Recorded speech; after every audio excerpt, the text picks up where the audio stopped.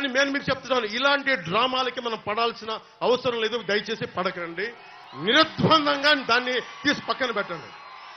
అరే ఇద్దరు అక్క చెల్లెళ్ళు, ఇద్దరు చెల్లెళ్ళు, సొంత చెల్లెళ్ళు. అరే మా నాన్నగారిని చంపేశాడు, మా చిన్నాయిని చంపేశాడంటే అడ్డగోలుగా బద్దలు కొట్టి కత్తితో పొడిచి పొడిచి పొడిచి చంపితే అందరూ గుండి పొడిచి పడిపోయాడండి. గుండి పొడిచి పడిపోయింది. వీళ్ళ కథలు మనం ఎలా నమ్ముతాం? ఈరోజు ఆయన వివేకానంద రెడ్డి గారు అమ్మాయి సునీత గారు వైరాలజిస్ట్. ఆవిడ అమెరికాలో చదువుకున్న వ్యక్తి, వైరాలజిస్ట్. కరోనా లాంటి వైరస్ ని ఆవిడ దాని మీద నిజంగా వైద్యం చేయగలిగే వ్యక్తి.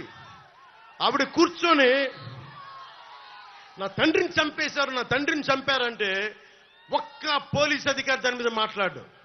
CBI central bureau of investigation వస్తే కడపలో కోర్టులోకి వెళ్ళనివ్వరు వాళ్ళని.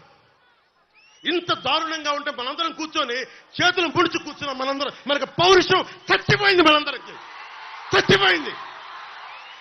ఎందుకు నేను వ్యతిరేక ఓటును చీలద్దు చీలద్దు చీలద్దు ఎందుకంటానంటే ప్రజాస్వామ్యాన్ని కూని చేసేవాడు ఒకడు కూర్చొని మనందరినీ పొడుస్తా చంపుతా దోపిడీ చేస్తా ఉంటే ఎంతకాలం భరిస్తాం? ఎంతకాలం? సుగాలి ప్రీతి 14 ఏళ్ల బిడ్డని స్కూల్కి వెళ్తే 10 మందిని నాశనం చేస్తే దాన్ని పట్టించుకోడు ఎవడు. జగన్మోహన్ కి బొక్క పడితే, చిన్న గులకరాయి పడితే రాష్ట్రం అంతా ఊగిపోద్ది. సగటు మనిషి బాధ మనకి తెలియదు. సగటు మనిషి బాధ మర్చిపోయాం. నిజంగా నాకు ఆవేదన ఉంది, ఏడుపు వస్తుంది. తప్పు జగన్మోహన్ రెడ్డి కాదు, మందే. మనకు పౌరుషం చచ్చిపోయింది.